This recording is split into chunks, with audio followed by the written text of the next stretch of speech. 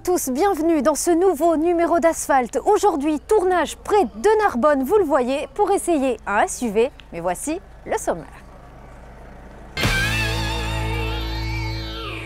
Pour démarrer, nous vous lèverons le voile sur le dernier modèle Mercedes AMG GTC. Nous vous parlerons d'un nouveau carburant non polluant qui commence à s'imposer dans le milieu de l'industrie automobile. Et enfin, pour notre essai du mois, nous sommes partis près de Narbonne sur le circuit de Château-Lastours à la découverte du nouveau Duster de chez Dacia. Gilles, merci d'être fidèle au rendez-vous une fois de plus. Avec plaisir. Vous êtes venu jusqu'à nous, près de Narbonne. Merci en tout cas. Oui, écoutez, dans ce magnifique domaine, nous allons faire un bel essai, je pense, aujourd'hui encore de ce nouveau Duster. Voilà, j'allais le dire. Le Duster aujourd'hui à l'essai. Mais avant de parler du véhicule, j'ai envie de parler du lieu qui est devenu mythique depuis, rappelez-vous, qu'il accueillait les concurrents du Paris-Dakar quand le Paris-Dakar était encore se dérouler en Afrique, n'est-ce pas? Tout à fait. Vous vous souvenez? Tout à fait, c'est vrai, il y a un immense domaine de plusieurs dizaines d'hectares qui offre donc un panel assez complet de mise en situation dans des pistes de terre. Et c'est vrai qu'en France, c'est un des seuls domaines dans lequel les usines sont venues pour pouvoir développer, essayer de faire des tests et tout en vue de rallyes plus prestigieux comme le Dakar par exemple. Nous avons beaucoup de chance puisque nous allons finalement tester ce Duster sur ces terres. Alors le Duster, finalement, premier coup d'œil, c'est un Duster, on est d'accord? Tout à fait. Bien, sachez qu'il a été entièrement restylé par des petits détails, des petites touches, mais il est totalement neuf, j'ai envie de dire. Par exemple, ce capot qui est plus creusé, vous voyez là, voilà, ce petit creux sur le capot, c'est une nouveauté. Même peut-être le pare-brise incliné un petit peu différemment. Tout à fait, la calandre exagérément élargie. Et puis finalement, les feux à l'arrière, regardez, ça c'est plutôt pas mal et très à la mode. Ces feux qui sont devenus carrés. Ah oui, sympa. Et qui en fait étaient rectangulaires à la base. Ouais, tout à fait. Plein de petits détails que nous allons développer plus tard. Gilles, nous sommes dans ce domaine magnifique, sur terre. Je vous en prie. On va se faire plaisir. Allez, on y va. Allez, à tout à l'heure, Gilles. Et attention, hein.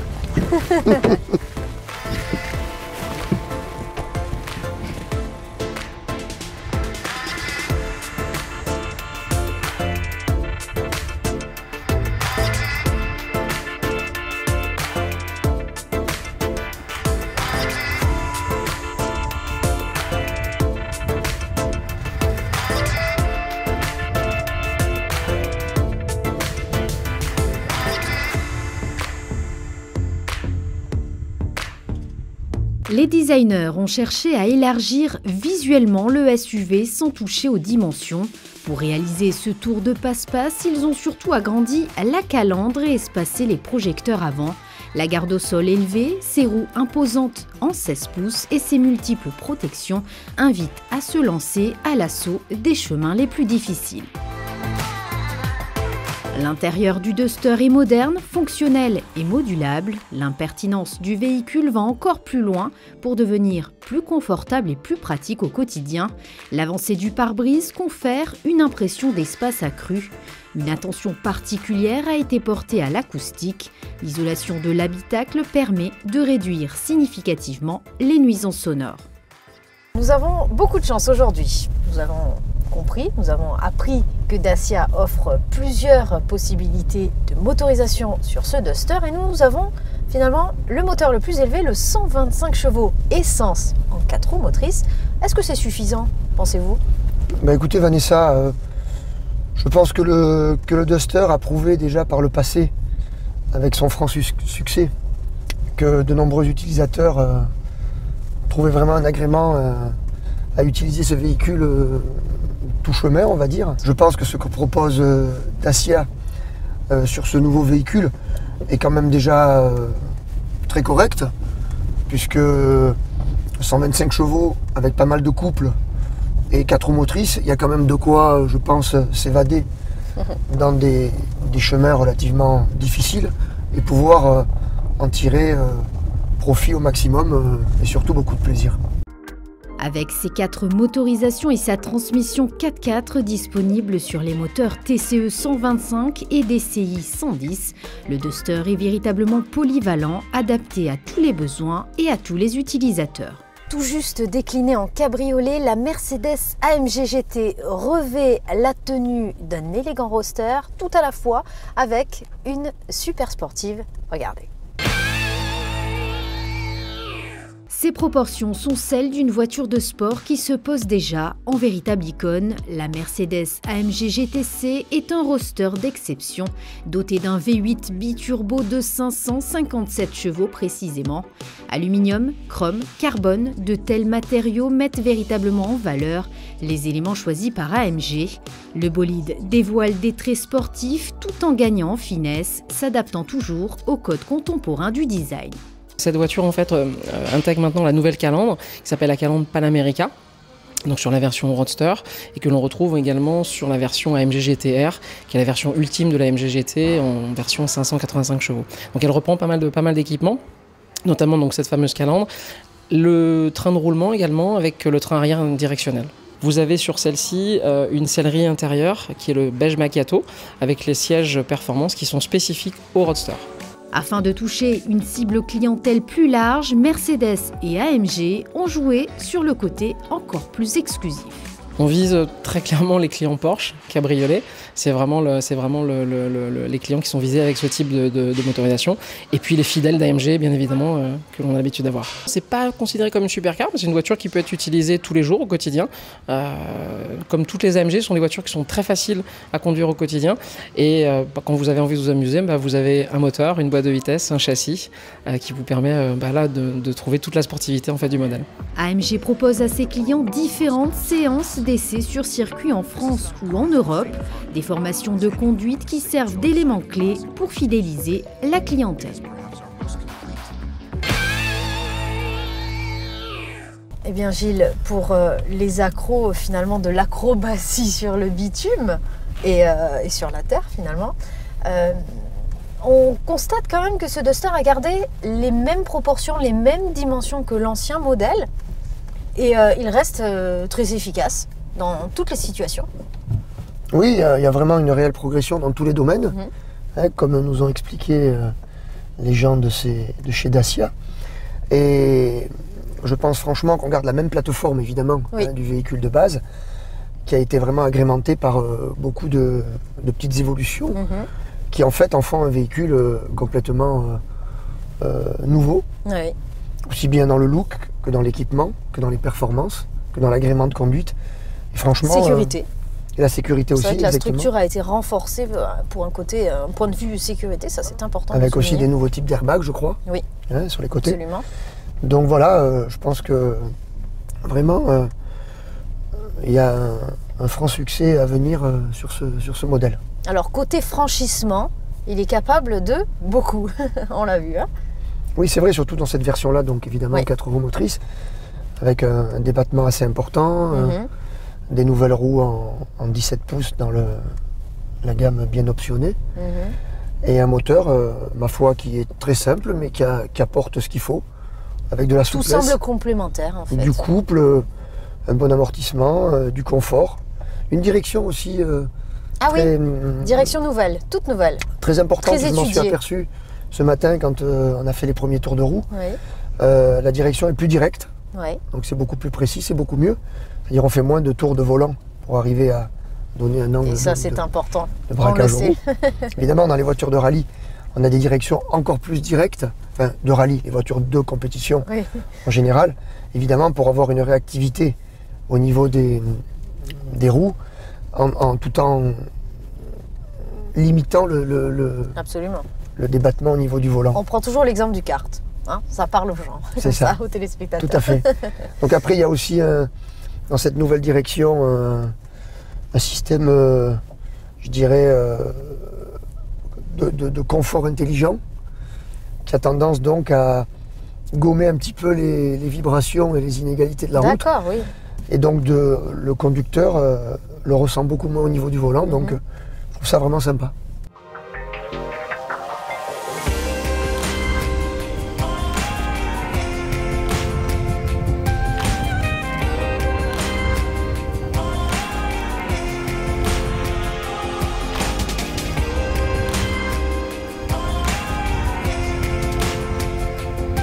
système de contrôle en descente complété par l'assistance au démarrage en côte facilite la conduite sur tous les terrains. Pour les adeptes de l'aventure, l'écran d'information 4x4 affiche une boussole et indique en temps réel l'inclinaison du véhicule. Nous allons parler à présent d'un tout nouveau carburant pour voiture. Nous avons découvert l'hydrogène. Alors beaucoup de questions autour du phénomène asphalte. Enquêtez pour vous, regardez. C'est un monde en pleine mutation. L'hydrogène est une énergie qui constitue l'une des solutions pour répondre aux défis du transport propre. La batterie à l'autonomie limitée est tout simplement remplacée par un gaz qui produit de l'électricité.